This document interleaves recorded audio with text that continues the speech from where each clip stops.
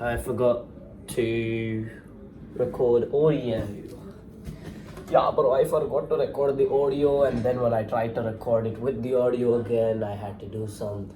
But now I'm back, so let's get this party started. So basically, in this video, because I've lost all hope in technology, I'm just gonna explain one question, and in that question, I'm gonna overanalyze stuff so much that you'll feel prepared for everything else that's to come. Holy shit, I'm a twig.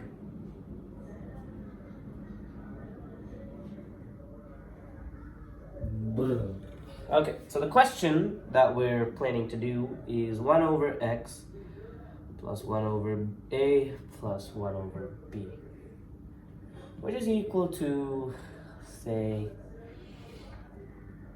1 over a plus b plus x. This is one of my favorite questions because I figured it out while I was sitting on the toilet. It's really simple. So what you're gonna want to do is, okay, let me start. What exactly is this? This is what we call the LHS. The LHS is made up of 3 terms. This term, and this term. So this means this is a trinomial or a trinomial polynomial. Yeah. This one is considered as one term because it is a fraction. In the denominator there are 3 terms, but in the overall thing we consider it one term because it's a fraction. Similarly over here,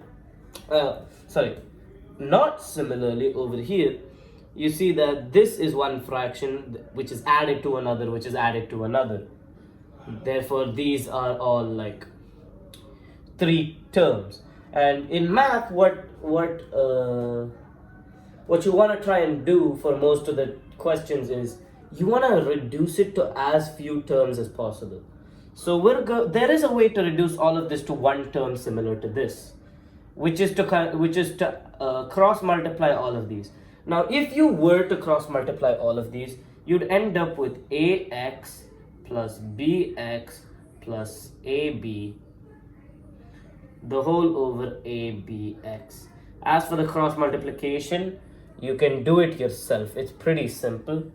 And this whole thing is equal to 1 plus a plus b plus x.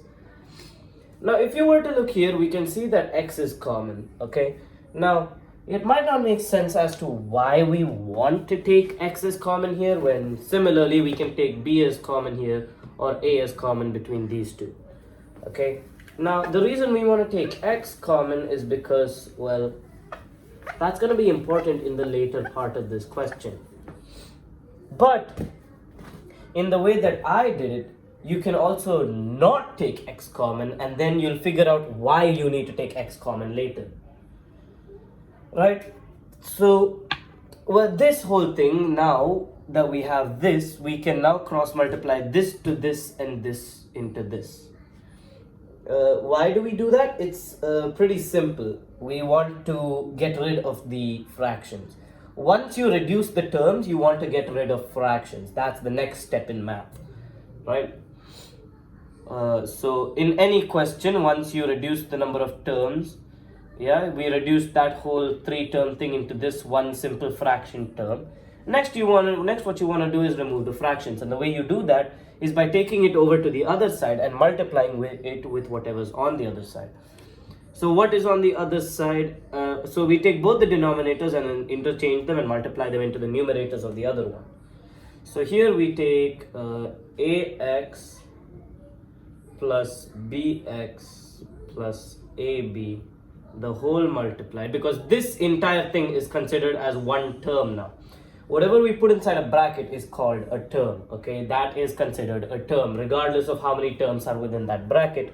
The bracket basically signifies that this is one singular value. So this is multiplied the whole into this, so we take a plus b plus x,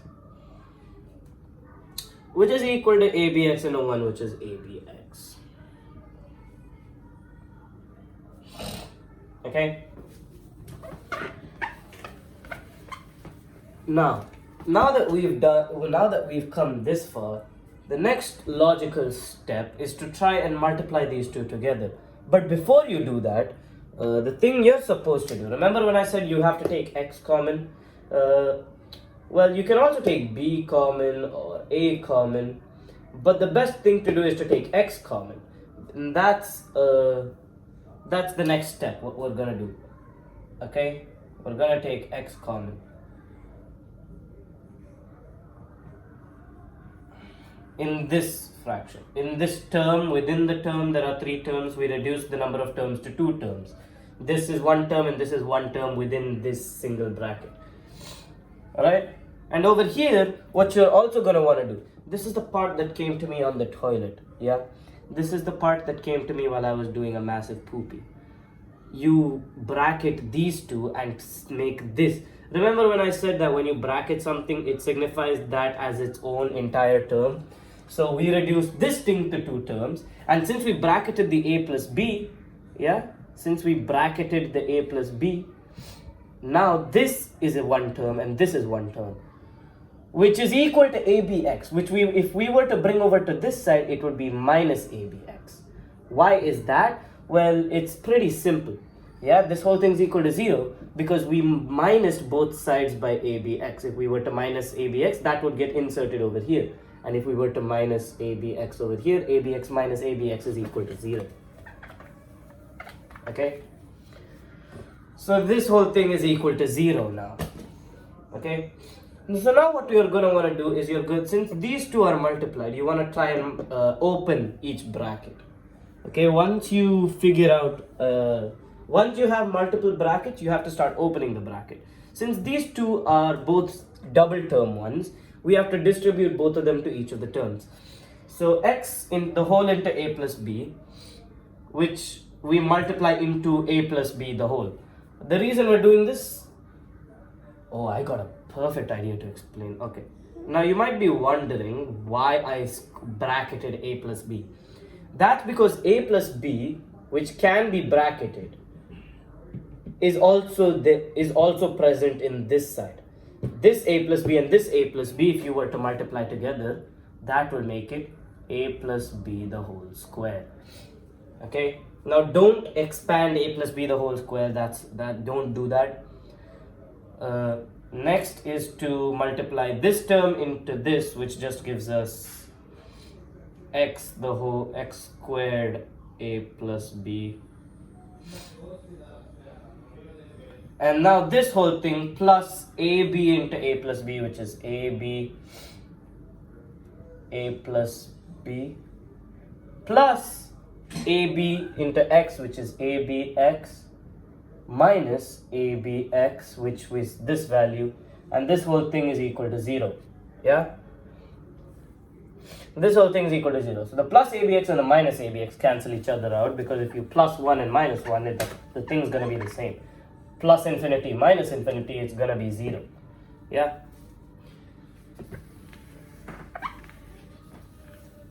Okay. Okay, so now that we have this whole thing, which is equal to 0, can you see anything that's common between all of these?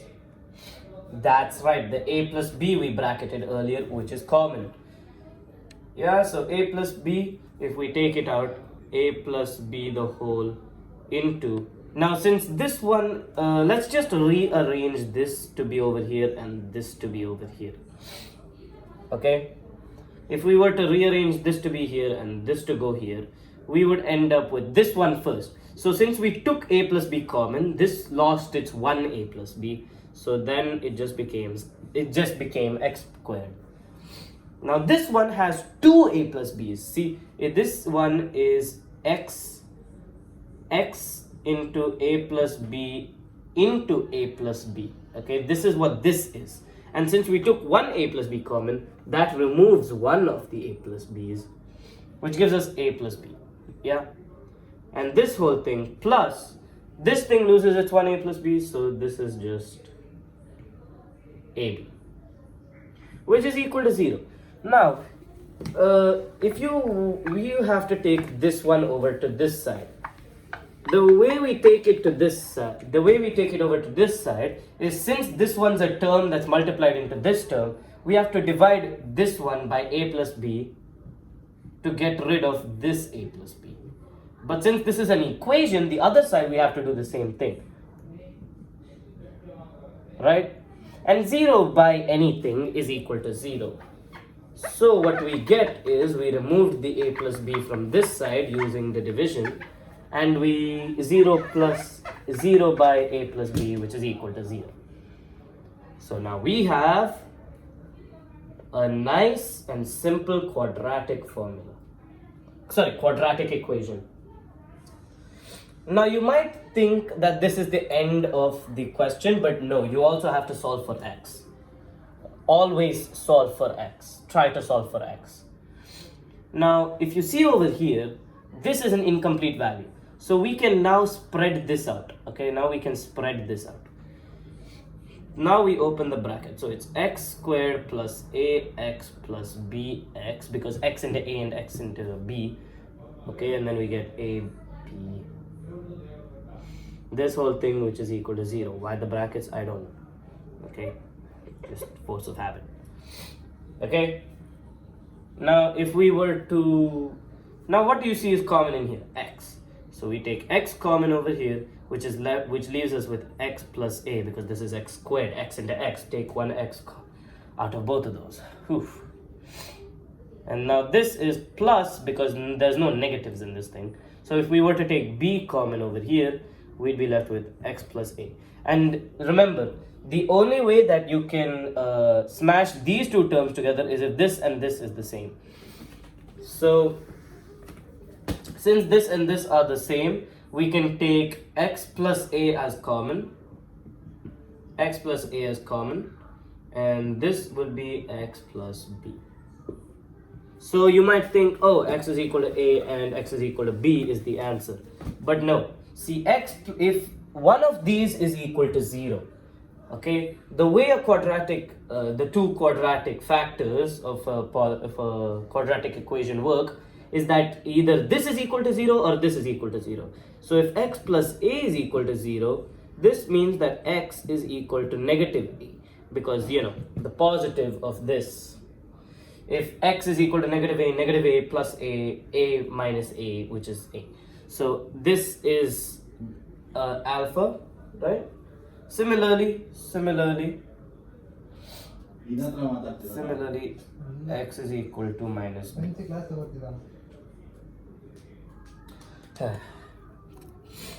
Okay, so the answer is x equals minus a and x equals minus b. That's how mathematic modeling works. See, the way you're supposed to do things is the way you're supposed to see things is think outside the box. Remember in the chemistry video, I said you cannot pull shit out of your ass. This is not math. Well, this is math. You can pull anything you want out of your ass as long as it's correct. Yeah? So remember the bracket we pulled out of our butts? That's part of the butt pulls that I was talking about. It's a video. Yeah. Yeah. And that's that.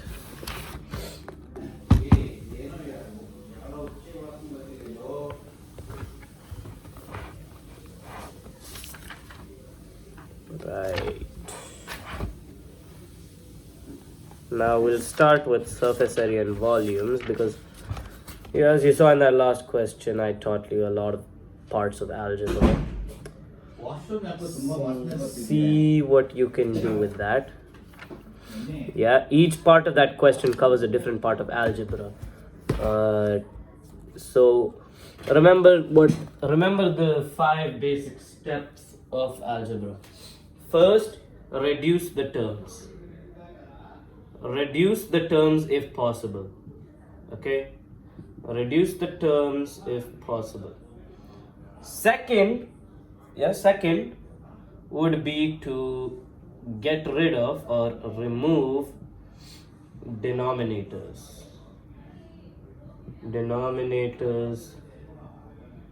/ fractions.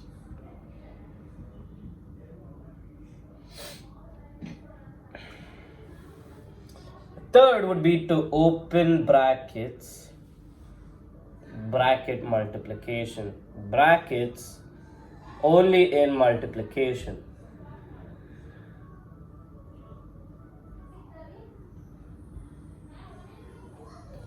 Oh wait, no, not just in multiplication. Okay, you want to reduce the terms by taking things common and then, cross multiplying and whatnot.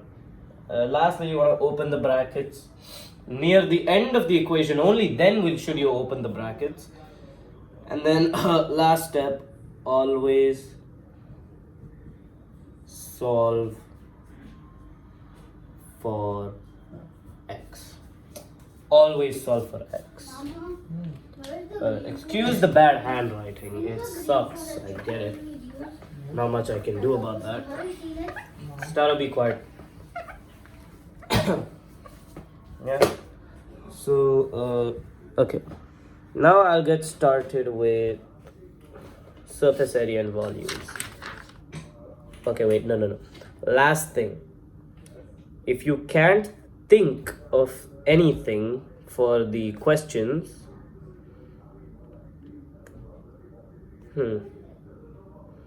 framing questions is the problem, right? I understand it now. Okay. Well, this reference book doesn't have any questions, but the textbook should. It is hard work being a smart person.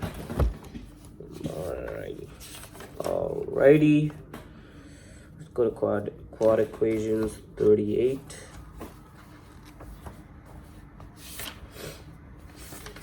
Right here. Yeah. Word problems. Remember, in the exams there are two types of word problems. One for linear equations, one for quadratic equations. Never mix the two up. Okay? Never mix the two up. I've done the mistake of providing linear equation type answers for for quadratic equations. That's the most messed up thing, because I'll tell you how that works. Yeah, for example, take question number 6 of exercise 4.2. A cottage industry produces a certain number of pottery articles in a day. It was observed on a particular day that the cost of production of each article in rupees was more than twice the number of articles produced on that day. If the total cost of production on that day was 90 rupees, find the number of articles produced and the cost of each article. If you were to take the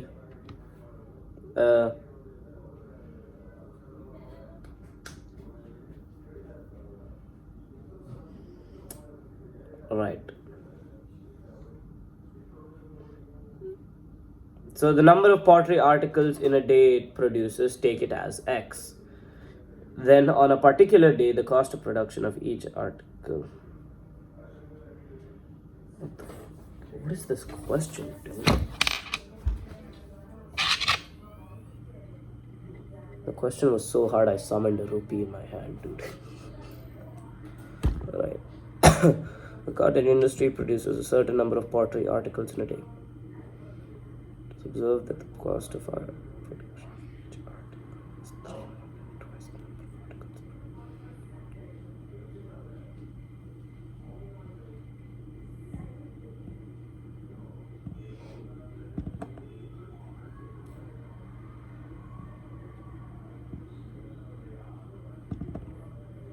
I understand it now. I gave you the question. It's question number 6 of exercise 4.2 in the regular textbook. This one. Scroll to that if you want a question. So what it says is a cottage industry produces a certain number of articles a day. Okay. So what it says is let the number of articles the industry produces in a day be X. Okay, I've denoted that here. It was observed that on one day, the cost of production of each article. So every single one of the articles, for one article, was 3 more than twice the number of articles produced on that day. So what that's basically saying is the cost of production per article was equal to 3 more than twice the number of articles. So this is the number of articles produced, and this is the cost of that production. See, a mistake most people do in the main exams is instead of writing 3 plus 2x, they write y. Okay, now that's a fatal mistake because this is a quadratic equations formula. This is a quadratic equations question, not a linear equations question. So 3 plus 2x, right? 3 plus 2x. So for each individual article, so for say one article, it costs 3 plus 2x rupees. Yeah, and x articles were produced. So this means that x into 3 plus 2x is equal to so this is the number of articles, and since this is the cost of each article, this multiplied by this would basically give us the number of articles that were produced in a single day. Sorry, no. The cost of producing all the articles. Since this is the cost of one article, say one article, which gives us 3 plus 2x.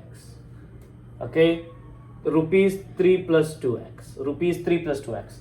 The cost of producing two articles would be rupees 2 into 3 plus 2x. And rupees 3, it would be rupees 3 plus 2x. Like that. So we have x. So x is the number of articles that was produced. So this would mean the cost of producing all the articles would be rupees x 3 plus 2x, which we have over here. Okay, since we have this over here now, yeah, since we have this over here, what you are gonna want to do is, remember, reduce the number of terms, but since there are only two terms, we can skip, and there are no fractions, we can skip the step and now start opening the brackets. So open the brackets. X, oh wait, no, like one last thing, I forgot one last thing. So we're also given the cost of the articles. Sorry, the total cost of the articles produced in that day. Okay, so that means we already know how many rupees this whole thing costed. Okay, to produce X articles for each article being 3 plus 2x, the amount of rupees spent in that day was 90 rupees. Okay, so we open the brackets on the LHS now. So x into 3, which gives us 3x, okay, plus x into 2x, which gives us 2x squared, which is equal to 90 rupees. So what you're going to want to do is just interchange these, because you can do that. Yeah, so you could take 2x squared plus 3x, and you remember how I said you can bring this to this side by minusing 90 from both sides. So you minus 90 from both sides, you get this whole thing is equal to 0. Bam! Now you're just gonna have to find the number of articles that were produced in that day. Okay, x is the number of articles, so we have to solve for x. Now that we have this equation, we can now start solving for x. First thing you're going to want to do is find if it's even possible to get the answer for this, which is discriminant, b square minus 4ac. This will tell us how many answers we should look for.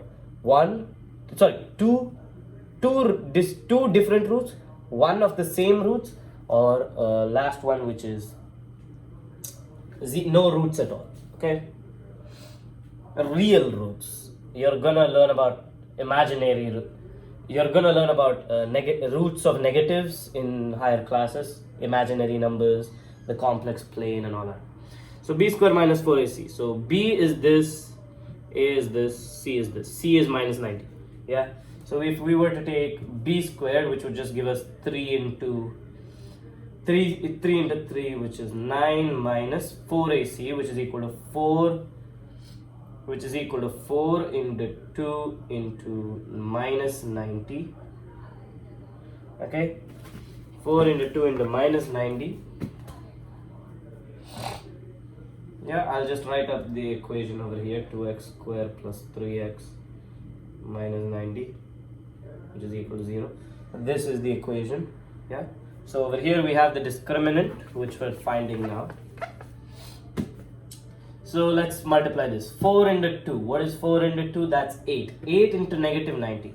Positive number into a negative number gives us a negative number. So we already know that we're looking for a negative number. So we put the negative out front. So now 8 into 90.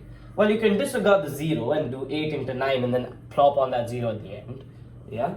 So 8 into 9, which would give us 72. So we just take 7 to 0 with the 0 we plopped on at the end. So minusing a negative number would just give us plus. So this is 720, which would then give us 729. The discriminant is equal to 729. And since the discriminant is a positive number, we now know that there are two distinct real roots. So now we know the quadratic formula. Say it along with me.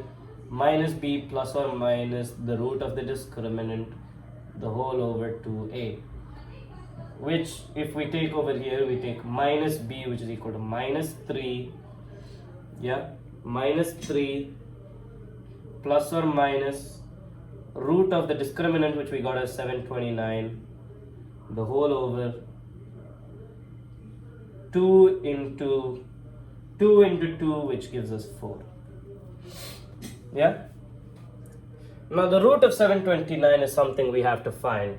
So I'll just find it over here. 729.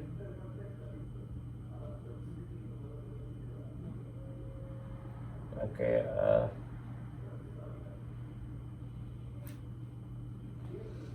Uh-huh.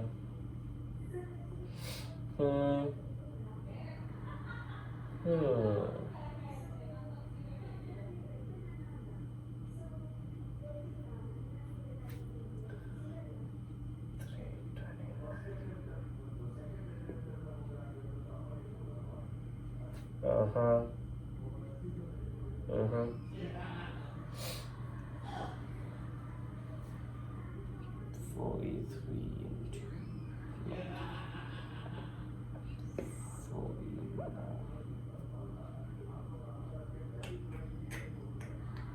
47 into 7.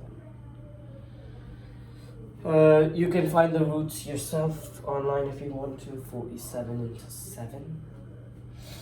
7 into 7, 9, 4, 7 into 4. 28 plus 4, 32. Yep.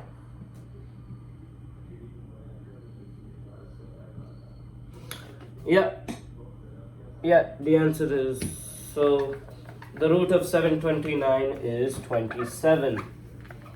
Congrats if you've memorized it, you're a loser. Yeah. So now we have minus 3 plus or minus 27 over 4. So since we're looking for a positive value, because there can't be a negative number of articles produced in a day, that would be crazy. Yeah, we can just disregard the minus, because this is a positive number.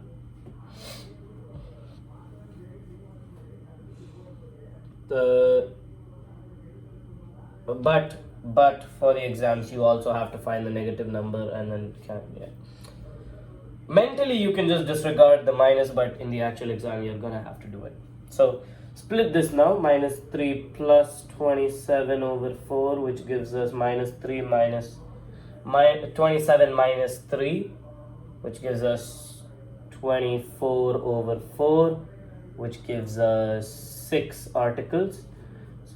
So this alpha is equal to 6. Yeah. And now we have, and the other one, which we can denote with an and minus 3 minus 27 over 4, which is equal to minus 30 over 4, which you can just leave like that, because the examiner frankly wouldn't care less. So beta is equal to minus 30 over 4. And alpha, like the alpha, is going to be the answer for this question. Yeah? So that means x is equal to 6. x is equal to 6. Because I don't know any cottage industry company that can produce minus 30 over 4 articles in a week. Yeah, okay. But okay, now since this is a word problem from the quadratic equation side, you have to really think about how things are said in the thing. See, for example, if I were to go to linear equations, yeah, the chapter before this, yeah, if I were to go to the final exercises, in a shop, the cost of 2 pencils and 3 erasers is 9 rupees, and the cost of 4 pencils and 6 erasers is 18 rupees. Those are the types of questions that you need linear equations for. See, the difference between the two chapters, pair of linear equations and quadratic equations, is that linear equations generally comprises of 2 different equations, and quadratic equations consists of only 1 quadratic equation. That's why it's called pair of linear equations. And will polynomials have word problems? Please, for the love of God, tell me it's a no. Exercise 2.1. Exercise 2. Thank you, God. Okay, polynomials doesn't have word equations, because if it did, that would just be more confusing for us. Okay?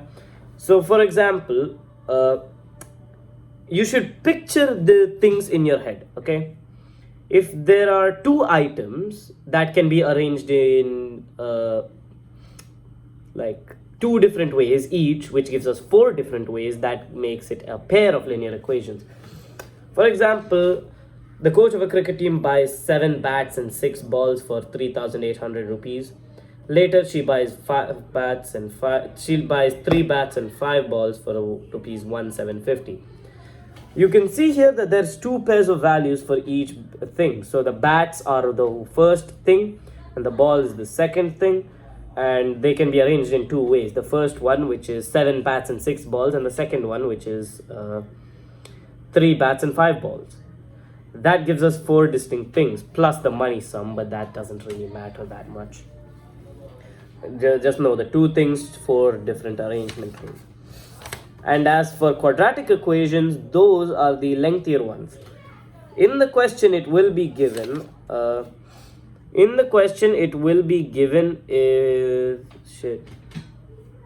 It will give you 2 values, and one of the values is correlated to the other.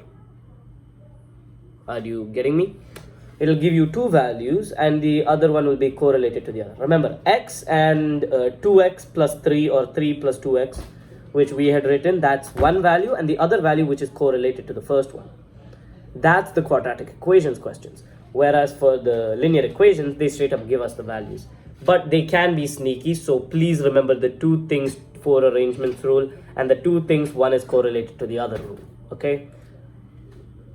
I guess that's all there is for those questions. As for the surface areas and volumes, I'm sorry, but I'm gonna have to do that tomorrow. I mean, it's already late as is. It's like 10 o'clock. I'm gonna go play Ultra Kill now.